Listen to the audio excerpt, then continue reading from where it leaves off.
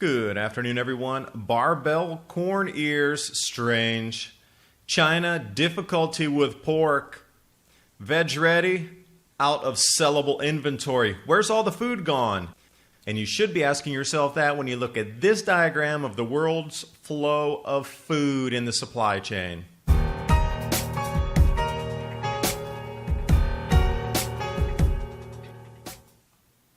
Starting off over here in Ohio. Barbell corn, exercise anybody? I thought this is incredibly strange, so I dug into the story right away. And it's due to chilling injury during ear formation. That's one of the two causations for this.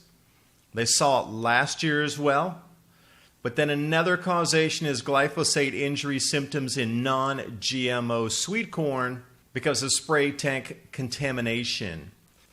So it's going to be one of those two, either the glyphosate or the extreme cold during the maturation season.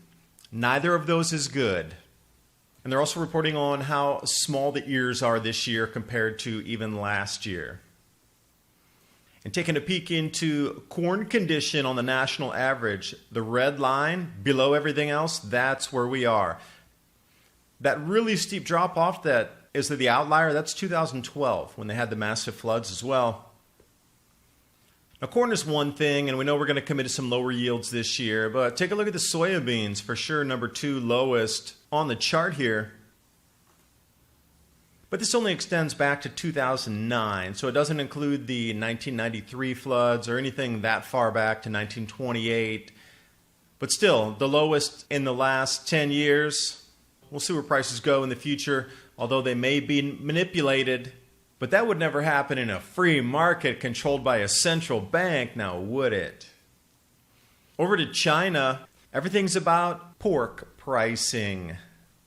And the last I heard, 49% just overall food inflation for the first 6 months in China. Even starting back in July, pork prices soaring 21% in a week.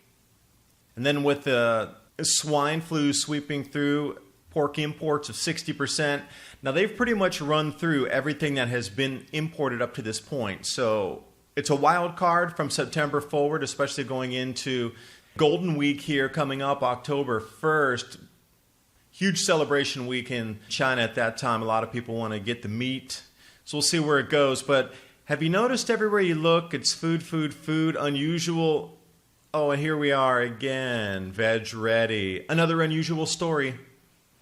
This is a plant-based meal subscription program. And the notice right on the front page, Veg Ready is out of saleable stock. They've stopped all deliveries to customers and all active monthly subscriptions stopped. They can't get the vegetables either. So what's going on around the planet where major companies are unable to fill their needs for simple vegetables and meats? What's going on behind the scenes? And when you take a look at the delivery supply chain here of our food distribution globally, it gives you a whole nother look at why you should be growing some of your own food to supplement what you can get at the stores readily now. But you see shortages here, there, and everywhere. I can only forecast, in my own opinion, that it's going to get more severe next year. And you have to ask yourself, do you think it's a coincidence that we're getting into cooling across the planet now? Overdrive in the media where they're still trying to convince you that it's runaway global warming, yet all these food shortages are happening when the predicted grand solar minimum first years of losses are occurring right now. I've discussed this as well as timelines moving forward in the grand solar minimum and my new book along with Bill Porter, The Climate Revolution, The Grand Solar Minimum, Understand, Prepare, Adapt, and Thrive, as well as the 1 hour and 10-minute presentation, Winter is Coming, Cycles of Change and Transition. Links for both of those are in the description box below, and thank you for watching the video. Hope you got something out of it. See if you can do some indoor sprouting this fall season as we come into the harvest.